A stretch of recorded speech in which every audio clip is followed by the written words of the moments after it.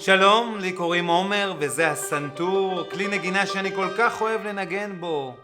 והיום אני רוצה לספר לכם סיפור שהוא סיפור שמביא איזה שינוי לחיים. אני קורא לסיפור הזה סיפור מציל חיים. והסיפור שלי הוא על מלך. לא סתם מלך.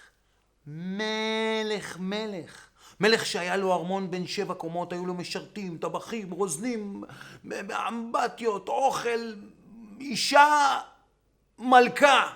לא סתם מלך, אבל למרות כל העושר והזהב והארמון הגדול והכבוד, המלך לא היה מלך שמח, הוא היה מלך מאוד מאוד עצוב. כל היום מתהלך בארמון, כועס ודואב, ונשימתו נשימתו כבדה.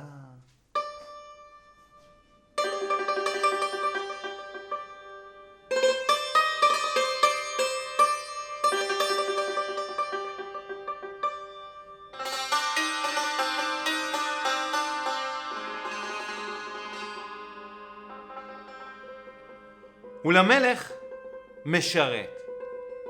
אבל לא סתם משרת.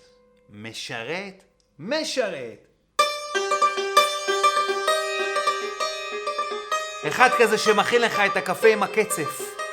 אחד כזה שמנקה את החלונות בלי שרואים את הסימן של העיתון. אחד כזה שתמיד מחייך ותמיד יש לו מילה טובה או התבוננות טובה, ואת הכל הוא עושה בשמחה, באושר, בשירה ובשריקה.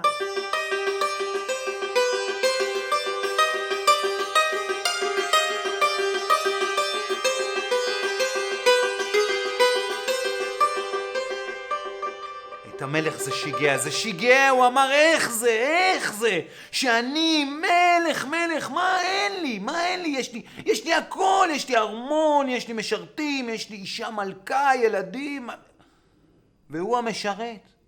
מה יש לו בחיים? אין לו כמעט כלום, יש לו איזה משכורת שאני מועך, איך זה שאני עצוב כל כך, והוא שמח. התבונן היועץ במלך ואמר זה פשוט מאוד. המשרת שלך שמח כי הוא לא חלק ממועדון ה-99. מועדון מה? מועדון ה-99 אמר היועץ. אם אתה רוצה שהמשרת שלך יהיה עצוב, שים לו בפתח הבית שק, ובשק 99 מטבעות של זהב. ואל תתווכח איתי. המלך בהתחלה לא כל כך האמין, אבל החליט לנסות את העניין, לקח שק, מילא את השק ב-99 מטבעות של זהב, ניגש אל ביתו של המשרת, הניח את השק בפתח הבית וחיכה. והנה שעת לילה מוקדמת, המשרת שלנו יוצא למרפסת שלו, אחרי שהוא הרדים את הילדים עם 1000 סיפורים, אחרי שאשתו גם הלכה לישון. והוא מרגיש את השעות הקטנות האלה של הלילה, שזה רק הוא והכוכבים והבורא. לוקח את הסיגריה שלו, מגלגל אותה, שואף את אוויר הכוכבים, מסתכל ואומר השתבח שמו לעד, איזה עולם יפה. ולפתע הוא מביט, והוא רואה שבפתח דלת יש שק. שק. את השק הזה הוא לא ראה לפני כן. הוא ניגש אל השק, פותח את השק, ולא מאמין, השק הזה נוצץ. הוא מוציא מהשק מטבע אחד, לוקח את העששית, קצת לועס, ולא מאמין, זה מטבע של זהב.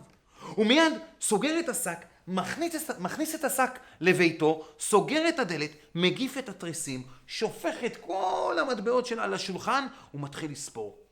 10, 20, 30, 40, 50, 60, 70, 80, 90, 91, 92, 93, 94, 95, 96, 97, 98, 99.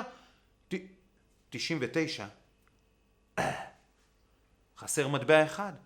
הוא שוב פעם סופר. 91, 92, 93, 94, 95, 96, 97, 98, 99. אולי נפל מטבע. הוא יוצא עם העששית, הוא מחפש. אולי נפל מטבע באחד המקומות. אולי מתחת לשולחן. אבל לא נפל שום מטבע. ואז המשרת חושב, איך הוא ישיג את המטבע 100? אשתי עובדת חצי משרה. חצי משרה היא עובדת.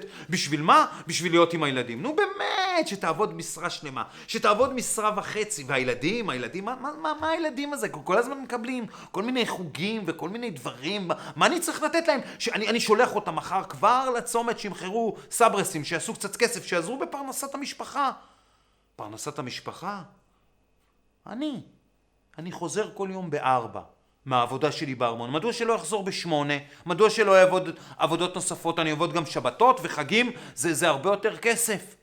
וכך מחשב המשרת ומגיע למסקנה שאם הוא יעדק את החגורה ויעבוד יותר קשה, הוא ישיג את המטבע 100 תוך 6 שנים. למחרת חוזר המשרת לארמון.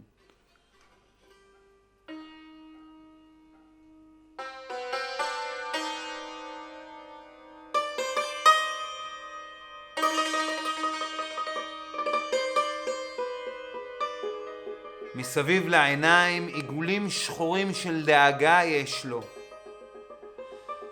שערו של המשרת הלבין בן לילה. השריקה השמחה שלו הפכה לנשיפה כבדה, וכולו טרוד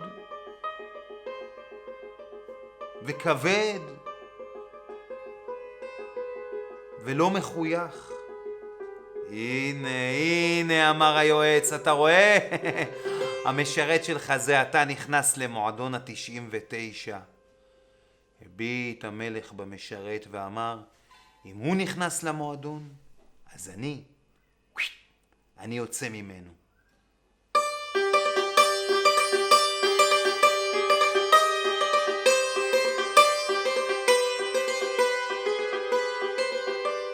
אז כולנו באיזשהו מקום נמצאים במועדון ה99, אנחנו רוצים בית יותר טוב, אוטו יותר מהיר, יהלום יותר יקר.